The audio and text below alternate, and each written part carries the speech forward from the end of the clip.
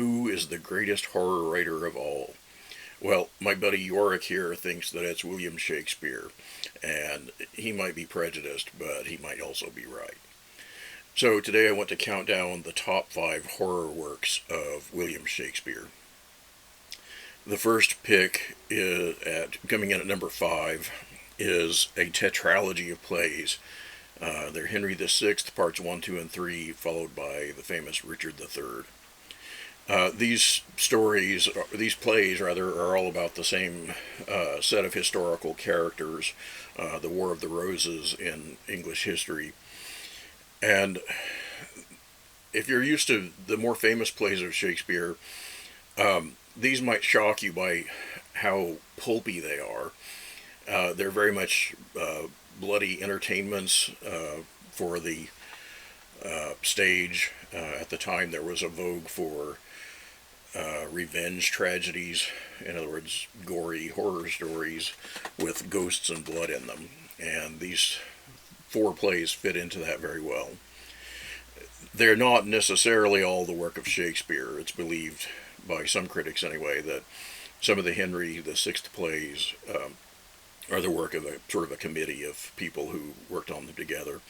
Possibly one of those writers was Christopher Marlowe, the famous writer of a version of Dr. Faustus. But however that may be, everyone agrees that William Shakespeare was involved at least as a co-author or member of that committee. And then when we come to Richard III, the best and most famous of those plays, Shakespeare is believed to be the sole author.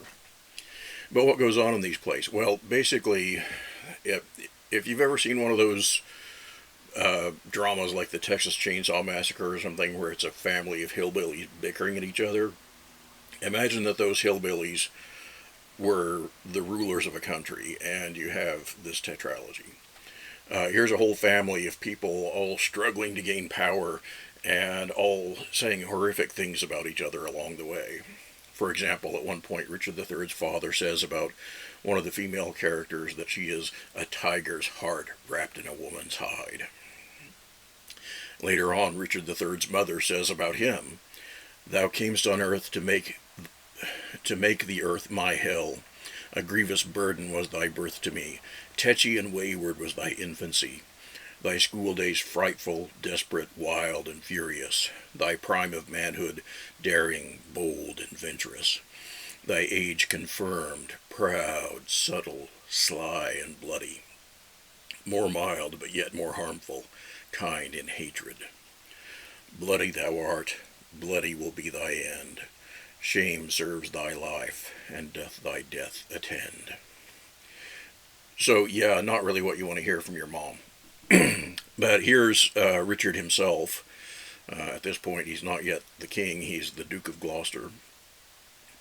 He says, "Then since this earth affords no joy to me, but to command, to check, to overbear such as are of better person than myself, I'll make my heaven to dream upon the crown." When he says a better person than myself, he means physically more attractive person, because in the play he's a hunchback, he's deformed, and as portrayed by Shakespeare, this makes him bitter, and he knows that will never be respected, will never be loved, and so he's going to take what he wants from the world. It makes him a very appealing character. At the same time, he's scary.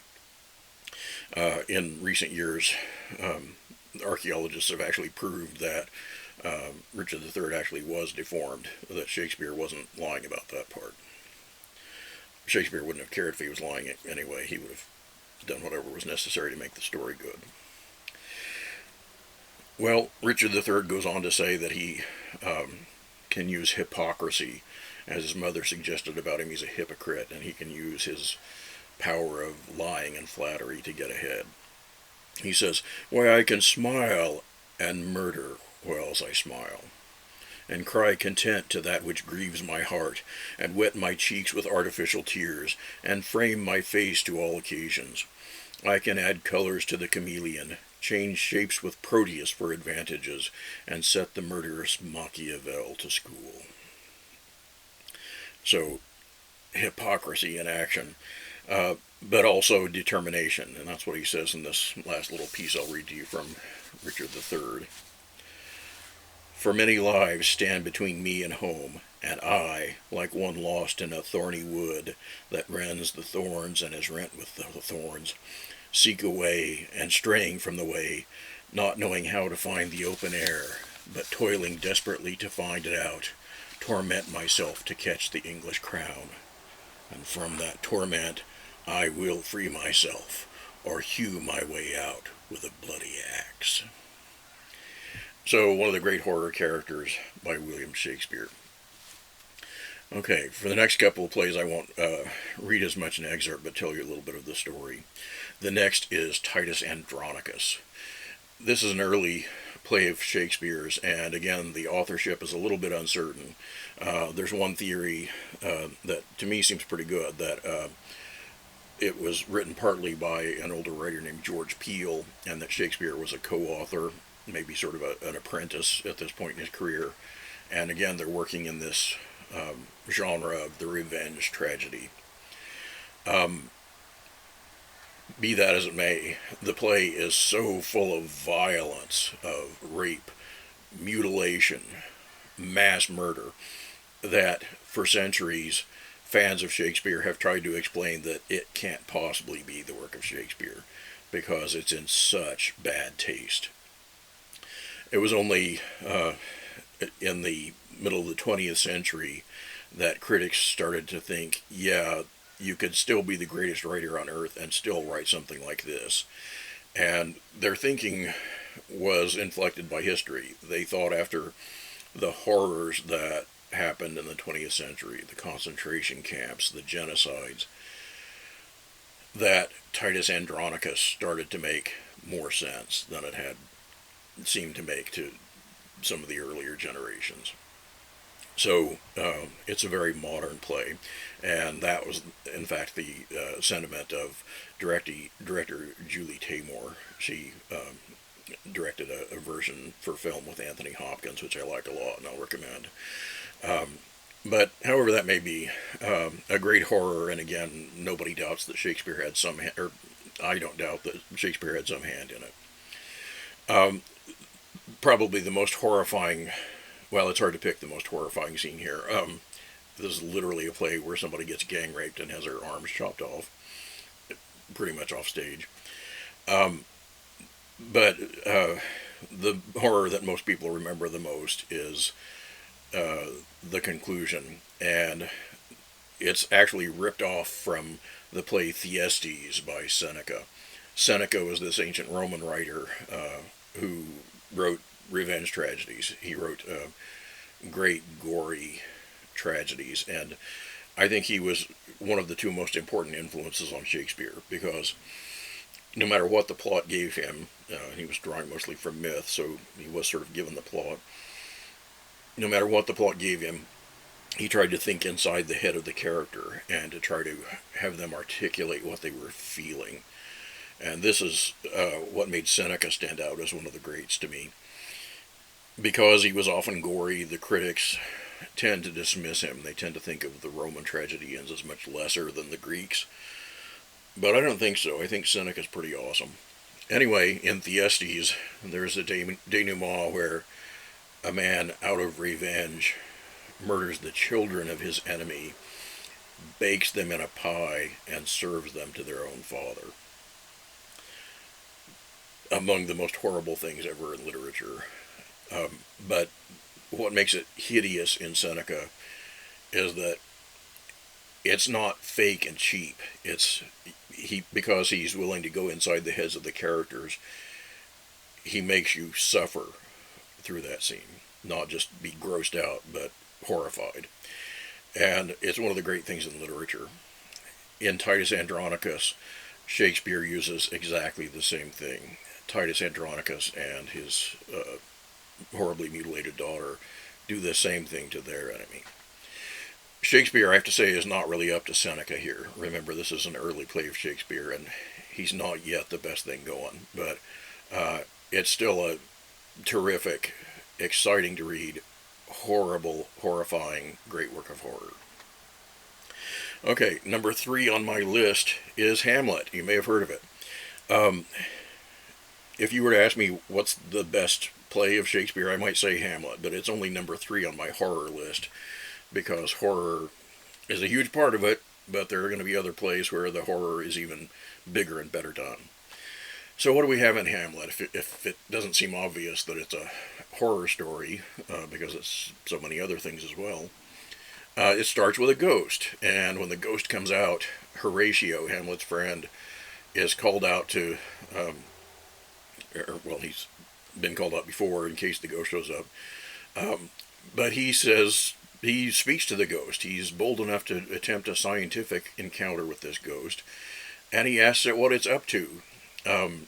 He has different theories based on ghost stories he's heard. Are you there to show us a treasure? Are you there to reveal the fate of our country and to give us a warning about something, and so on? He has ideas about ghost stories that are these are ideas that are still being used in ghost stories today, but they were already kind of cliches in Shakespeare's day. And of course, it's all in the treatment. It turns out that the ghost is there to tell his son Hamlet that he was murdered, the father was murdered, and that Hamlet must seek revenge on his own uncle. That's horrifying enough, but the possibility is always there in the play that he's not really a ghost at all, that he's a demon come to coax Hamlet into committing a hideous crime. So that's the opening scene of Hamlet, and a lot of other stuff happens, including a further appearance by the ghost. A lot of murders in the final duel. There's a lot of people left laying, and basically the whole country is left without leaders because they've killed each other. Okay, Hamlet. Okay, number 2 on my list is King Lear. And if you ask me what's the best Shakespeare play, and on that particular day I didn't say Hamlet, I would probably say King Lear. To me, it's the most horrifying Shakespeare play in some ways because it's the bleakest. At least of the tragedies it is. There are some of his comedies, like Measure for Measure, that have if you dig into it and move past the dark humor, they have a very dark vision of human life. But anyway, King Lear is really dark. There's a famous horror scene in it, which involves a kind old man who's loyal to his fallen king, and others torment him, tug his beard hairs out, insult him, and finally gouge his eyeball out right there on the stage. Out, vile jelly. The line of dialogue that goes with it. So this is a horrifying scene, but even darker is this kind of vision of a pointless existence that comes about. And it kind of depends on how it's staged, whether it really seems like life has no meaning, or maybe it has a meaning and this suffering is leading somewhere. Maybe the darkest scene of all is when Lear has sort of regained his sanity. He's trying to put things right.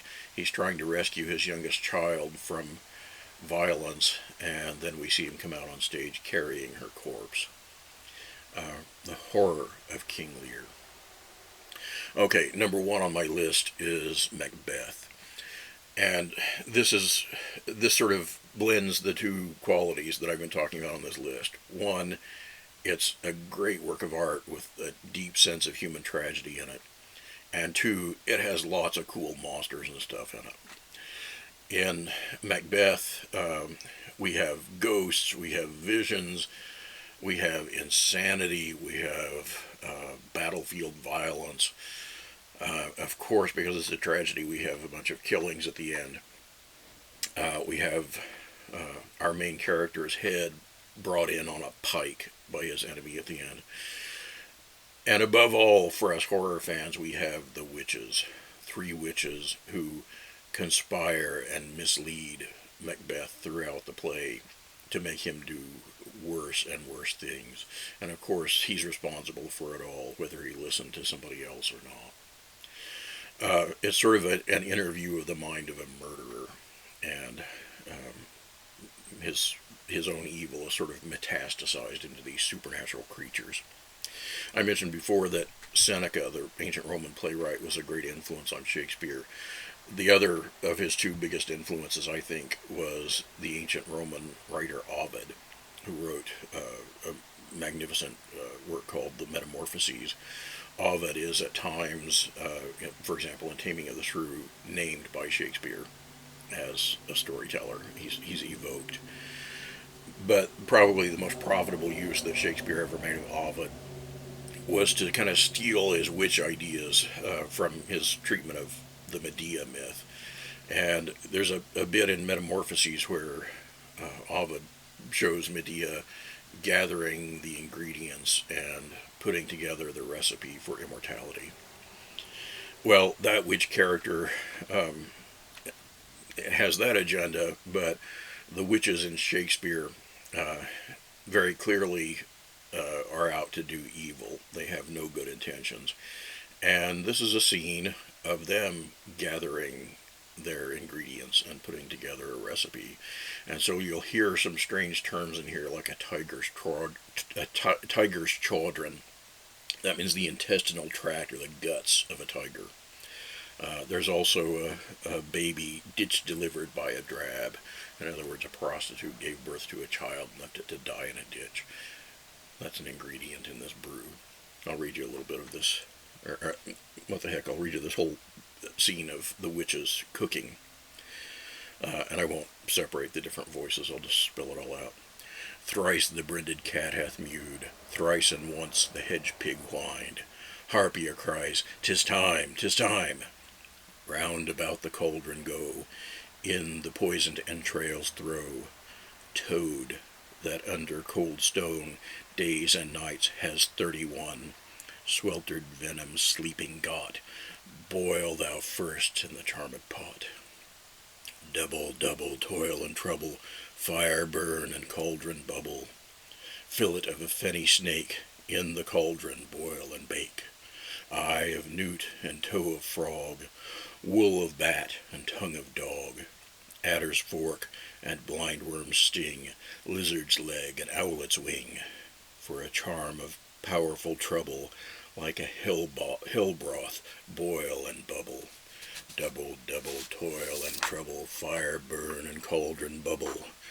Scale of dragon, tooth of wolf, witch's mummy, maw and gulf of the ravened salt sea shark, root of hemlock digged in the dark, liver of blaspheming Jew, gall of goat and slips of yew, slivered in the moon's eclipse, nose of Turk and Tartar's lips, finger of birth-strangled babe, ditch delivered by a drab. Make the gruel thick and slab, add thereto a tiger's chaudron, for the ingredients of our cauldron. Double, double toil and trouble, fire burn and cauldron bubble. Cool it with a baboon's blood, then the charm is firm and good.